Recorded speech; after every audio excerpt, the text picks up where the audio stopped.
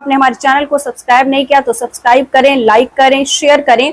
और दोस्तों आज बात करेंगे कोलकाता ट्रेनी डॉक्टर के बारे में जिसके साथ इतनी बड़ी घटना हुई है। जरा आप सोचिए, क्या बेटियों को समाज में रहने का अधिकार नहीं है? क्या बेटियों को पढ़ा लिखा कर उनको अपने पैरों पर खड़ा करना एक गुनाह है? क्या बेटियों को समाज के कीड़े मकोड़े जिंदा रहना नहीं देखना चाहते हैं? खून खौलता है सारी बातें सुनकर। क्या समझ में से जो खिलौने लोग हैं पता नहीं समाज से कब जाएंगे। कभी कभी तो आता है कि इन कीड़ों मकोड़ों को जड़ से खत्म कर दें, लेकिन क्या किसी एक के ऐसा करने से कुछ होगा?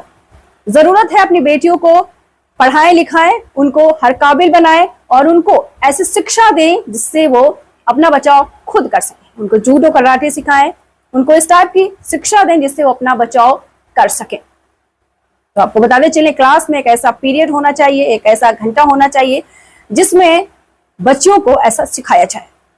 तो क्लास में लगातार ऐसी उनको पढ़ाई पढ़ानी चाहिए।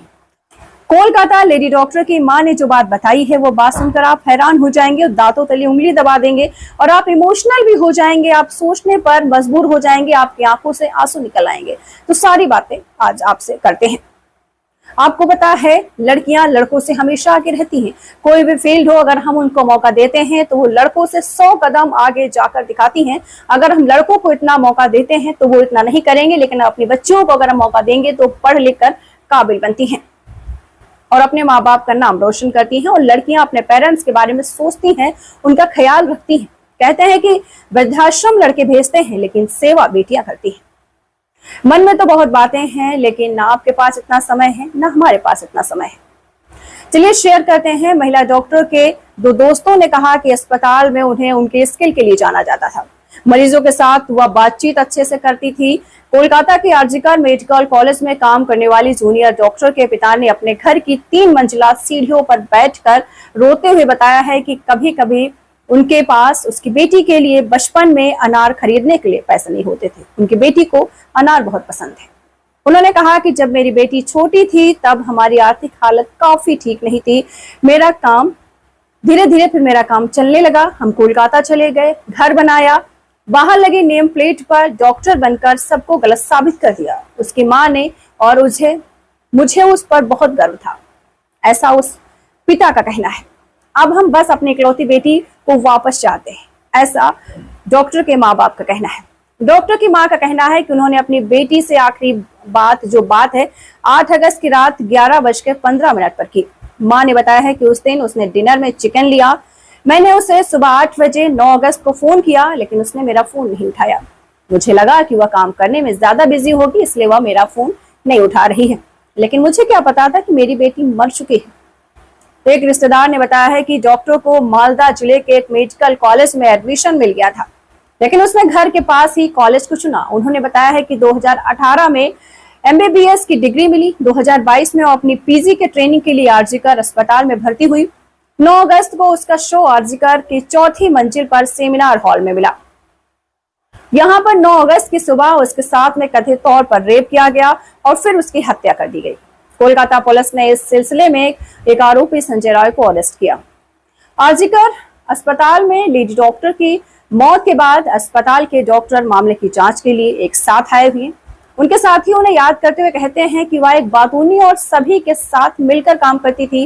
वो बहुत ही मिलनसार लड़की थी। उसका कभी भी किसी से कोई झगड़ा नहीं हुआ। डॉक्टर के 2 दोस्तों ने कहा कि अस्पताल में उन्हें उनके स्किल के लिए जाना जाता था। मरीजों के साथ वह बातचीत अच्छे से करती थी। अगर किसी मरीज के रिश्तेदार को कुछ भी सलाह चाहिए होती तो उनके पास भेजा जाता था। लेडी डॉक्टर ने अपने पास रखी थी एक डायरी। रेजिडेंट डॉक्टर के तौर पर उन्होंने अपने निजी बिजी शेड्यूल के बाद भी उन्होंने अपने पास एक डायरी रखी। उसमें उन्होंने अपने विचारों और एक्सपीरियंस को शेयर किया। उनके साथ ही बताते हैं कि सोशल मीडिया पर वो काफी एक्टिव रहती थी। उनकी मौत के बाद उनका अकाउंट को हटा दिया गया।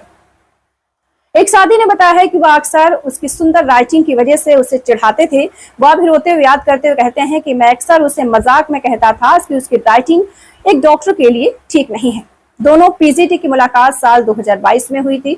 वह हमारे 9 लोगों के बैच में अकेली महिला पीजी थी। मेडिकल के लिए हमारे जुनून ने हमें जोड़ दिया। उसने मेरी मेडिकल में काफी मदद की और उसके बाद हम दोनों दोस्त बन गए। उन्होंने कहा कि जब भी उन्हें याद आता है तो लेडी डॉक्टर की हत्या उसी कमरे में की गई थी जहां पर हमने एक साथ क्लास ली थी और एक दिन पहले हमने अपना टिफिन भी शेयर किया था। उन्होंने कहा है कि उन्हें याद है कि 9 अगस्त को उनकी लाश मिली। उसी दिन उन्होंने सेमिनार हॉल में हत्या के बारे में सुना था और फिर पता चला कि पीड़िता मेरी दोस्त थी। उनके साथियों के मुताबिक लगभग 2 महीने पहले तक वे डिपार्टमेंट के स्लीप स्टडी रूम में ही अपनी छुट्टी बिताती थी। उस कमरे में रेनोवेशन का काम शुरू होने के बाद वे रात की ड्यूटी पर मौजूद बाकी डॉक्टर अपनी छुट्टी सेमिनार रूम में बिताने लगे। आरजीकर में शायद ही कोई ऐसा पीजीटी हो जिसने अपनी रेजिडेंसी या लंबी शिफ्ट के दौरान सेमिनार रूम में छुट्टी या झपकी न ली हो। एक साथी ने कहा कि सोशल मीडिया उस पर उसके शो की तस्वीर शेयर किए जाने पर उनका अपना गुस्सा जाहिर हुआ। उन्होंने कहा कि क्या वह सम्मानजनक मौत की हकदार नहीं थी। डॉक्टर की मौत की खबर आने तक उनके साथी पीजीटी का कहना है कि इस साल अक्टूबर में उनके घर पर दुर्गा पूजा उत्सव का बेसब्री से इंतजार कर रहे थे और वो कहते हैं कि पिछले सालों वो दुर्गा पूजा के दौरान हमारे लिए खिचड़ी का प्रसाद लाती थी और वह इस साल भी उत्सव मनाने की प्लानिंग कर रही थी। लेडी डॉक्टरों को ईमानदार और अच्छी स्टूडेंट बताते हुए उनकी टीचर में से एक ने कहा कि वह रक्षाबंधन पर अपने दुखी माता पिता से मिली। उन्होंने कहा कि वह बेहद बेहतरीन स्टूडेंट थी। उसके इलाके में 2 स्थानीय दुकानदारों ने उसे बड़ा होते देखा और मौत को स्वीकार नहीं कर पाए। एक दुकानदार कहता है कि मैं सोच भी नहीं सकता कि वह इस तरह मरी होगी। वह एक अत्यंत बहुत निडर लड़की थी, बहुत साहसी थी। वह एक अन्य दुकानदार ने कहा कि जैसे वह उसे कोई डॉक्टर बुलाता उसका चेहरा खिल जाता था। इस बीच एक रिश्तेदार ने बताया है कि उसके माता और पिता ने दुर्गा पूजा के बाद उसकी शादी करने की प्लानिंग की थी। मुझे याद है कि कैसे उसके पिता उसे साइकिल पर कोचिंग के लिए छोड़ते थे। उसके पिता बताते हैं कि जब वह छोटी थी, स्कूल जाती थी तो रिक्शा उसके लिए लगा था और रिक्शा उसको दरवाजे से ले जाता था। बोलती थी कि बापी हम पैदल ही चले जाएंगे। उसने अपने दम पर पढ़ाई की, अपने दम पर वह डॉक्टर बनी। हम लोगों ने केवल सपोर्ट किया, बाकी उसने पढ़ाई खुद की।